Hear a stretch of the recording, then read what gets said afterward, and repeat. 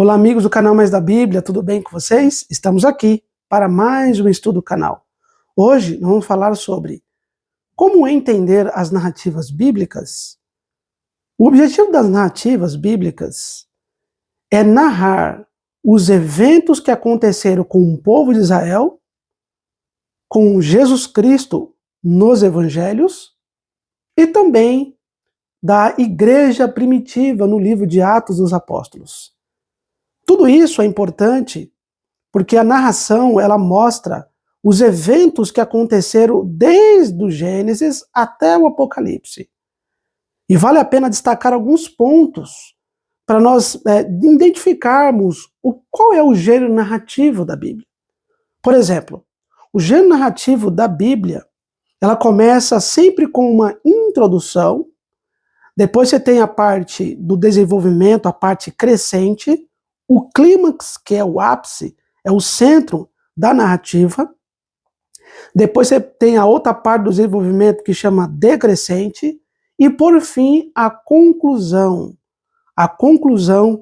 da narrativa, que também é conhecido como desfecho. Tudo isso é importante na hora de nós compreendermos este gênero literário tão importante das Escrituras Sagradas. Antes de nós entrarmos no estudo, eu gostaria de mostrar a vocês e já apresentar a vocês dois livros importantíssimos acerca deste assunto, não só da narrativa, mas dos gêneros literários da Bíblia também, além da exegese, da hermenêutica. Por exemplo, eu tenho aqui na minha biblioteca este livro, Introdução à Exegese Bíblica, de Malcolm Gorman. E na página 144, ele fala algo muito importante que eu gostaria que você prestasse bem atenção. Olha o que ele diz. Introdução. O que seria introdução? Bem no finalzinho da página 144. A introdução é o ambiente, a ocasião. Toda introdução tem um ambiente. Quando nós falamos da Bíblia, pode ser, de repente, nos evangelhos, acerca de Jesus, falando de Jesus, no monte, na sinagoga, no templo, ou de repente no comércio, enfim, existe um ambiente no qual acontece. A narrativa ela começa sempre com um ambiente. Depois, esse teólogo ele diz sobre a ação crescente, como eu disse aqui. O desenvolvimento é o conflito, segundo ele. O que está acontecendo? Por que o autor ou o escritor bíblico está narrando essa história? Existe um conflito ali por trás. Depois, na parte 3, ele fala do desfecho, do clímax, perdão. O clímax é a parte central, é o ápice ali da narrativa. Depois você tem a ação decrescente, que também faz parte do desenvolvimento. Na verdade, o desenvolvimento é a ação crescente, que é o conflito, o clímax, o ápice, a parte central, o ponto central, mais alto ali da narrativa. E depois você tem a parte decrescente, ou seja, quando os ouvintes ouvem ali um sermão, uma exortação ali da pessoa que está falando, e de repente elas saem do ambiente, ou elas entendem, elas aceitam ou rejeitam, enfim. Esta é a parte decrescente. O autor continua dizendo ainda que existe a conclusão, a resolução. Esta conclusão, que também é conhecida como desfecho, ela pode ter uma resolução, ou seja, pode resolver ali ou não, depende do contexto. Então, esse autor é importante você ter ele com este livro aqui, Exegese Bíblica. Tem um outro livro de um outro autor, que também tem esta mesma configuração de livro, que é a interpretação bíblica, que é a parte da hermenêutica. Então, a exegese é você pesquisar as palavras, por quem escreveu, para quem escreveu, as palavras no original. Essa é a exegese. A exegese é a pesquisa da palavra dentro de um contexto. A hermenêutica é a interpretação. Depois de você fazer uma boa apuração, uma boa pesquisa, você vai interpretar o texto e também fazer uma aplicação. Então, esses dois livros, um está aparecendo na tela, que é a interpretação, e esse que eu acabei de apresentar a vocês. Um outro livro também muito importante, tem muitos, na biblioteca eu tenho muitos aqui, em relação à exegese bíblica, que é esse aqui, Entendes o que Lês. Você já ouviu falar várias vezes sobre este livro? E esse livro aqui, Entendes o que Lês, de Gordon Fee e Douglas Stuart, também é importante na hora de você compreender a questão dos gêneros literários, da exegese, da hermenêutica. Se você tiver na sua biblioteca esses dois livros, você vai compreender muito mesmo acerca da palavra de Deus. Então, dito isso, nós vamos para a vinheta e depois nós vamos aprender um pouco mais sobre esse gênero literário tão importante. Aqui no canal Mais da Bíblia, você aprende a palavra de Deus.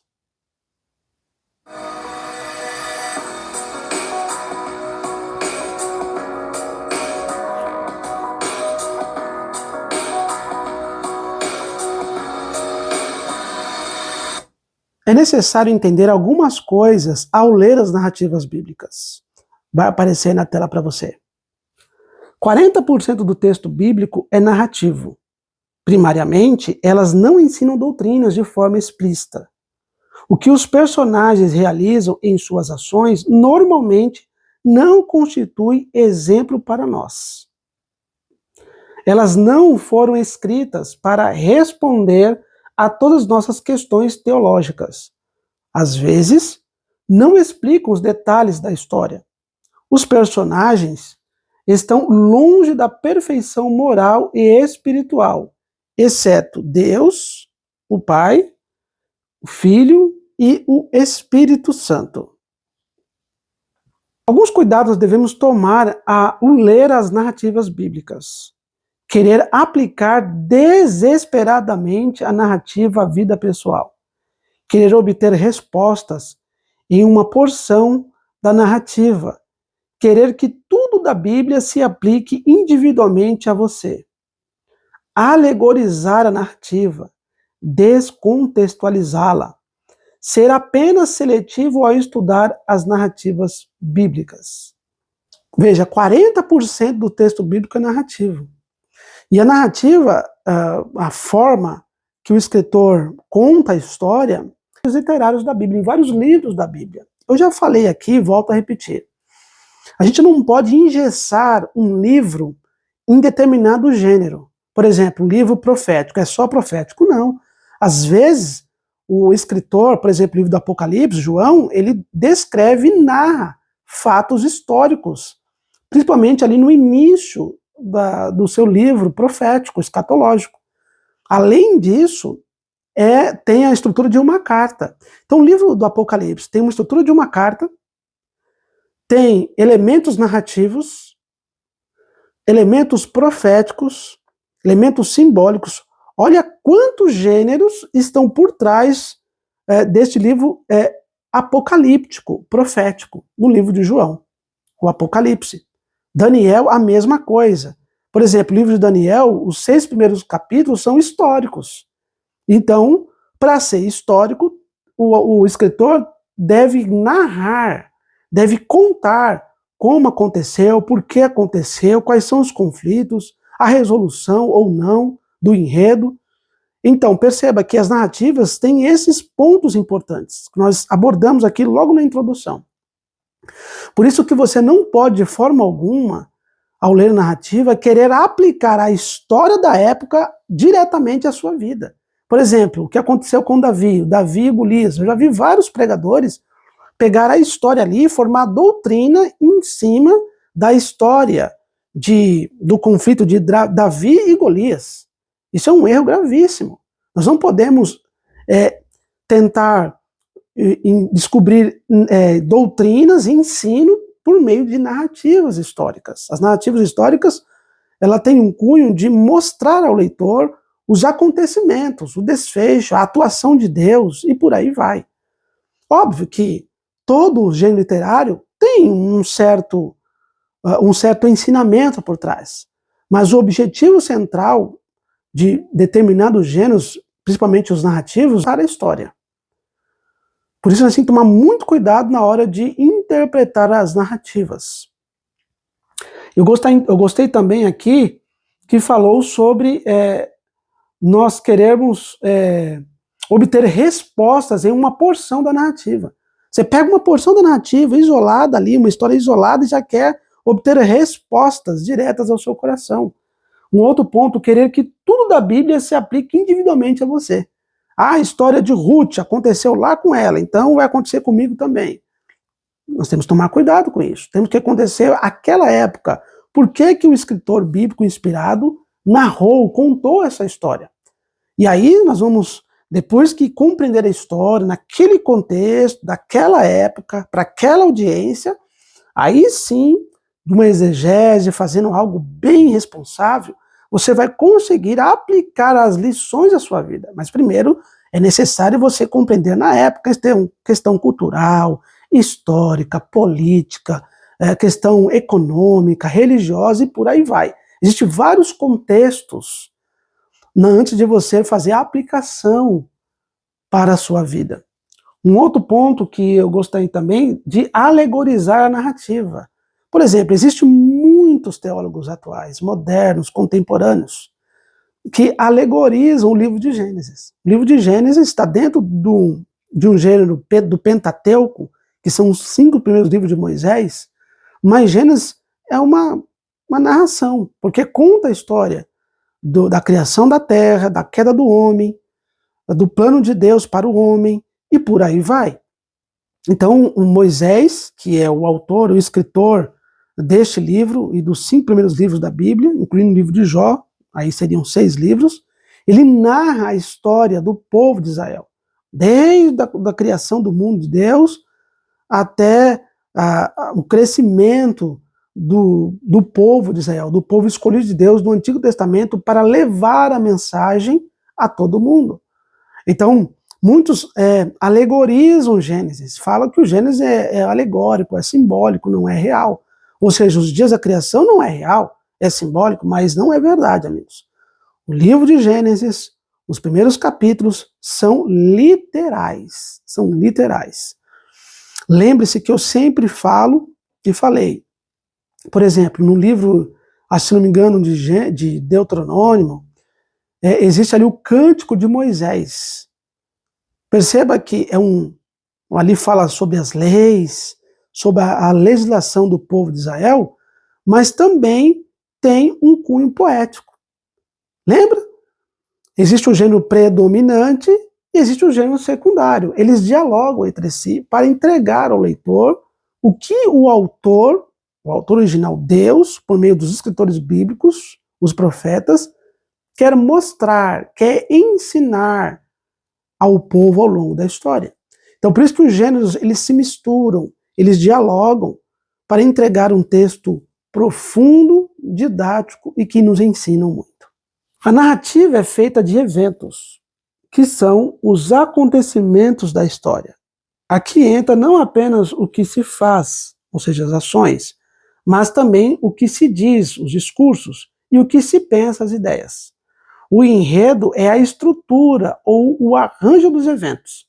O enredo interpreta os eventos, colocando-os numa sequência temporal e causal.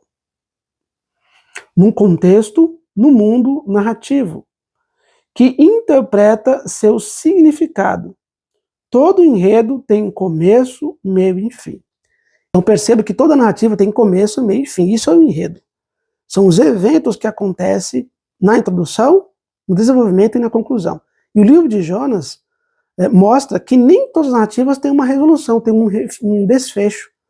Por exemplo, no capítulo 4, no verso 11, mostra que Jonas começou a questionar a Deus em relação ao povo de Nínive. E terminou com uma pergunta, não com uma conclusão objetiva. Perceba que nem sempre as narrativas vão fazer o desfecho, a conclusão, com uma resolução do que está se narrando. É importante nós descobrirmos isso. Os personagens classificam-se em protagonista, o personagem principal da trama, os coadjuvantes, os demais personagens relevantes, antagonista, aquele ou aqueles que geram o conflito, e por fim, os figurantes que participam da narrativa, mas não se enquadram nas categorias anteriores. Lembre-se que a narrativa, ela é composta por introdução, que é o ambiente, o desenvolvimento com 2 partes, com 3 partes, melhor dizendo, você tem a parte crescente do conflito, o clímax e a parte decrescente.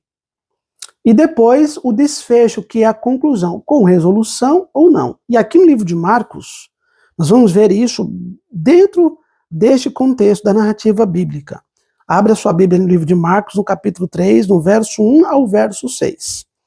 Diz assim: de novo, Jesus entrou na sinagoga e estava ali um homem que tinha uma das mãos ressequida. Estou lendo na NAA, Nova Almeida Atualizada. Perceba que qual é o ambiente? A sinagoga. Jesus entrou na sinagoga. E quem estava na sinagoga? Um homem que tinha uma mão aleijada ou ressequida. Então, aqui é o ambiente. No verso 1 já mostra o ambiente, da introdução da narrativa. Depois do ambiente, a partir do verso 2 até o verso 4, nós temos o desenvolvimento.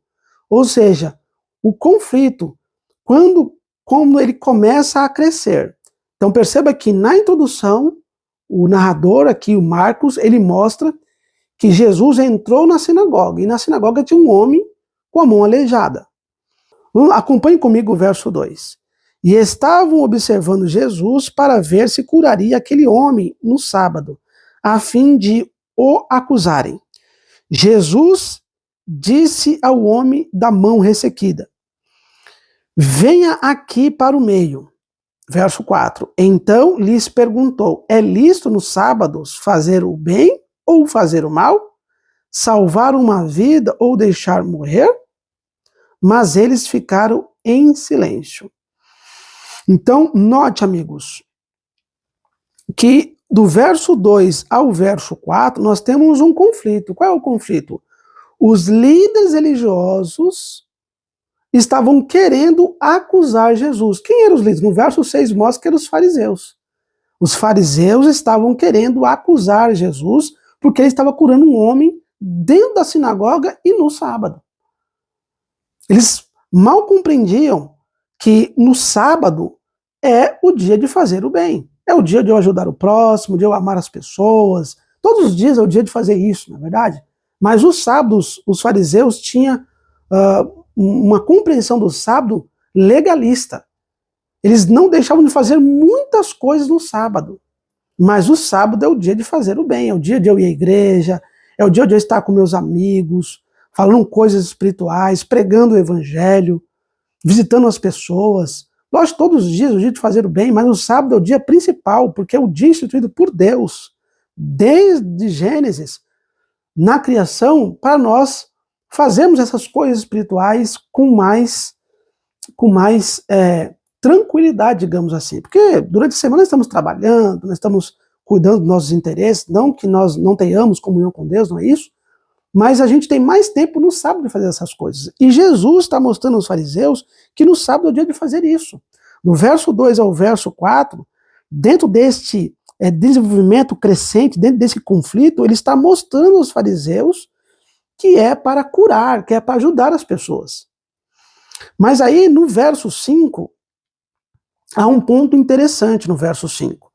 No verso 5, nós temos aqui o clímax do conflito, o ponto alto, o ponto central desta narrativa. Olha o verso 5. Então Jesus, olhando em volta, indignado e entristecido com a dureza de coração daquelas pessoas, disse ao homem: estende a mão.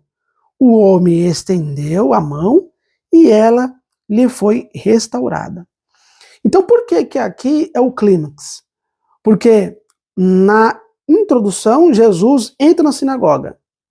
Na sinagoga, nós temos um homem que está precisando de um milagre, está com a mão aleijada, uma mão ressequida. Do verso 2 ao verso 4, nós temos o conflito. Os fariseus começam a ficar bravos porque Jesus estava querendo curar aquele homem no sábado. No verso 5, é o clímax, é o ponto central. Porque Jesus aqui, ele cura aquele homem no sábado. Ou seja, ele, em outras palavras, ele afronta os líderes religiosos, o pensamento dos líderes religiosos acerca do sábado. Porque ele curou aquele homem. Então esse é o ponto mais alto desta narrativa. E no verso 6, aqui você tem o desfecho, a conclusão deste enredo. Olha o que diz aí o verso 6. Os fariseus, saindo dali, perceba que agora os fariseus, eles estão saindo de onde? Da sinagoga. Então aqui nós, ainda dentro do desenvolvimento, é a parte decrescente. É a parte que os fariseus saem indignados porque Jesus curou, no verso 5. Então eles saem ali indignados da sinagoga. E aí continua. E com os herodianos, logo começaram a conspirar contra Jesus, procurando ver como o matariam. Então aqui você tem a conclusão, porque no verso 6 nós temos duas partes.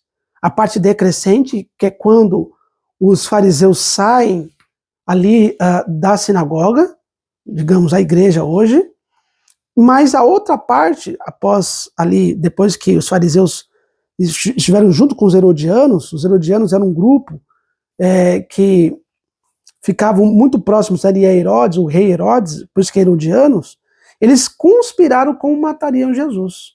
Essa narrativa termina com os fariseus querendo criar uma trama para matar Jesus. Então é assim que termina esta narrativa curta, de 6 versos, com uma introdução, mostrando um ambiente, repetindo,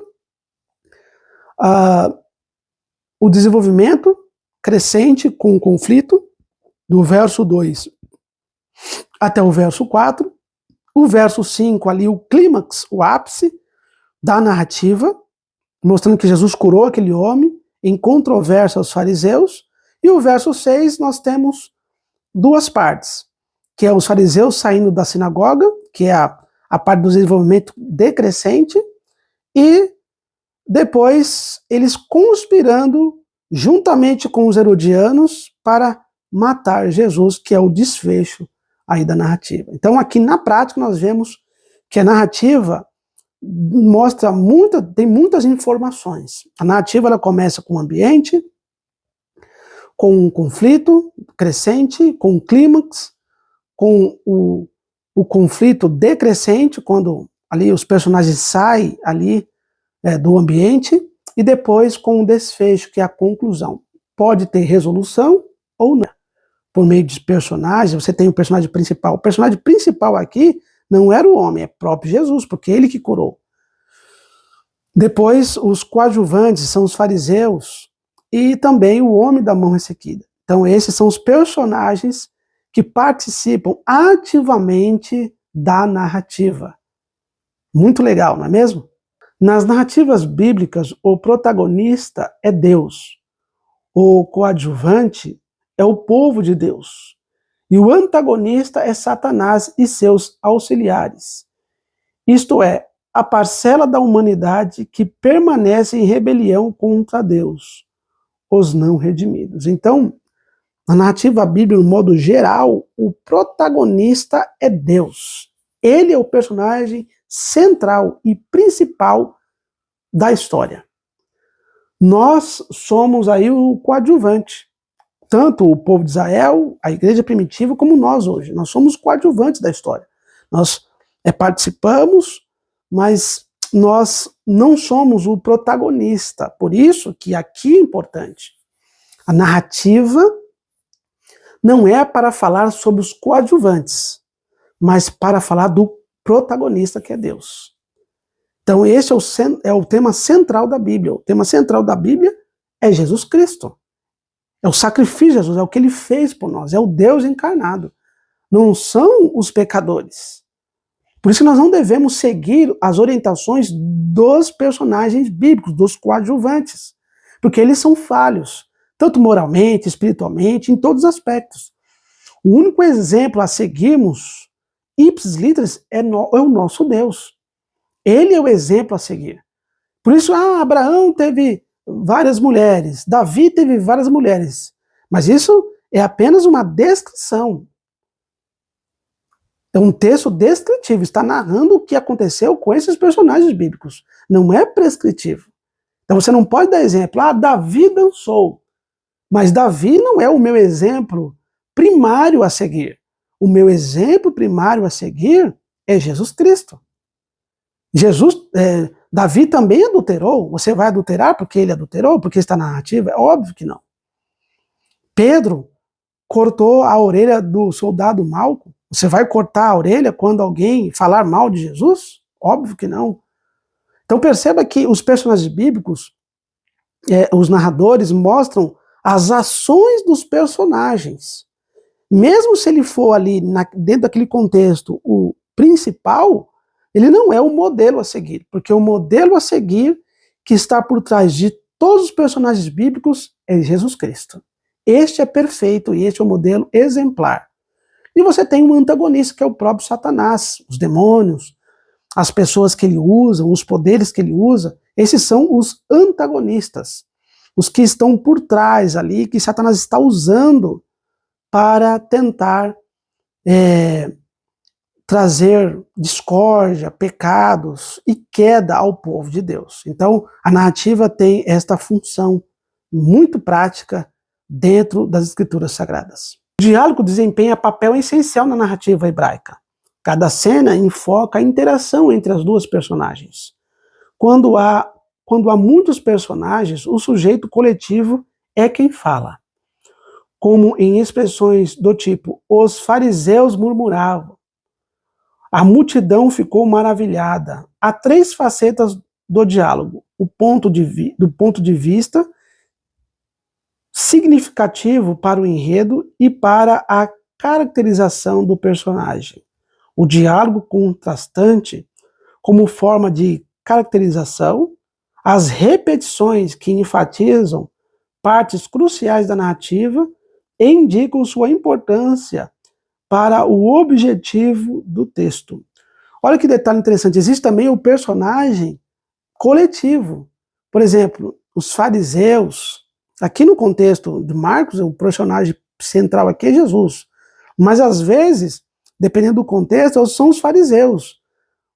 Ali o personagem coletivo, os fariseus murmuravam, os fariseus queriam fazer isso, fazer aquilo, a multidão ficava maravilhada e clamava a Jesus. Então perceba que existe também o personagem coletivo dentro das narrativas. Então é importante nós ficarmos atentos a esses pormenores do texto bíblico. E existe também as caracterizações, ou seja, as ações dos personagens, a característica de cada um deles, o caráter de cada um deles. Cada um demonstra um jeito, um pensamento, uma forma de agir, uma forma de pensar, uma forma de estilo de vida. Os personagens demonstram isso dentro da narrativa bíblica. Às vezes, dependendo do gênero, ele pode se misturar com as narrativas. Por exemplo, as cartas de Paulo. Você quer ver um ponto interessante? Filipenses, no capítulo 3, o verso 4 ao verso 11. Também, o gênero principal é a epístola, mas você tem elementos da narrativa, porque relata a trajetória religiosa de Paulo. Em Filipenses capítulo 3, verso 4 ao verso 11. E a função ali é exortar por meio do testemunho pessoal. Nós temos também narrativa no livro de Deuteronômio, que é o Pentateuco, o livro de Moisés, o capítulo 1 até o capítulo 4, o gênero principal ali é discursivo, legislativo. Mas nós temos elementos narrativos. Moisés está recontando a história do Êxodo.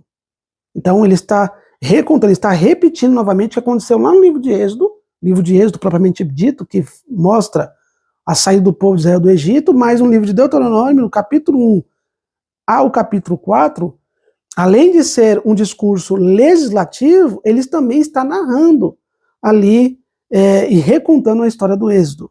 E a função é fundamentar a lei na experiência vivida. Gostaria de finalizar esse estudo mostrando a vocês e recapitulando o que é uma narrativa. A narrativa é um enredo, é uma forma de contar a história, com começo, meio e fim, introdução, desenvolvimento e conclusão.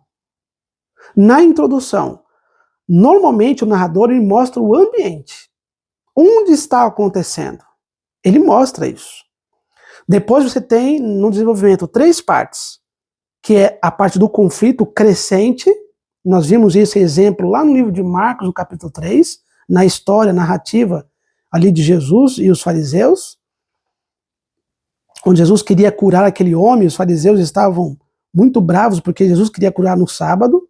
Você tem um clímax, que é o ponto mais alto da narrativa, que é quando Jesus cura aquele homem no verso 5 do capítulo 3 de Marcos. E depois você tem a parte decrescente, quando os fariseus saem do ambiente, saem da igreja indignados, porque Jesus curou aquele homem. Então é a parte decrescente do desenvolvimento. E finaliza com uma conclusão, ou seja, o desfecho do enredo, que é no verso 6, da narrativa ainda de Marcos 3, que quando os fariseus conspiram juntamente com os herodianos de como matar Jesus. Lembre-se que o desfecho, a conclusão, pode ter uma resolução ou não. De repente, não tem uma conclusão clara ali, ou deixa clara para o leitor.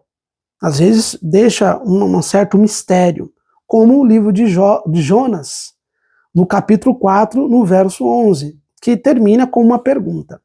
Então existem várias maneiras de finalizar, de concluir uma narrativa. Um outro ponto interessante também é que o narrador ele pode ser onisciente, ou seja, ele sabe o que está acontecendo na história, mas ele não interfere. E normalmente, às vezes acontece do narrador interferir na história. Às vezes o narrador coloca a sua opinião. Então ele sabe o que está acontecendo, mas ele opina na narrativa. E o onisciente não. O onisciente ele sabe o que está acontecendo, mas ele deixa apenas os personagens, tanto o personagem central, como o antagonista, os coadjuvantes, interagirem entre si. Ele não coloca uma opinião, ele não toma partido de nenhum lado, ele apenas narra os acontecimentos dos personagens. Seu pensamento, a psicologia dos personagens, as ações dos personagens, o caráter dos personagens, ele apenas deixa eles agir na história sem interferir. Então, existe esse tipo de narrador nas escrituras sagradas, o onisciente, que sabe o que está acontecendo, e aquele também que interfere na história, colocando a sua opinião. Lá nas cartas de Paulo, existem muitas narrações que ele mesmo coloca as suas interpretações, as suas ideias. Então ele sabe o que está acontecendo, mas ele também opina, tá certo? Então, isto é a narrativa bíblica. Espero que o estudo de hoje tenha sido esclarecedor para você. Agora você vai entender e você vai saber o que é um texto narrativo, quando começa com o ambiente, quando começa ali com o conflito, o clímax, o desfecho. Então isso é uma narrativa bíblica. Deus abençoe você e até o nosso próximo estudo. Tchau, tchau.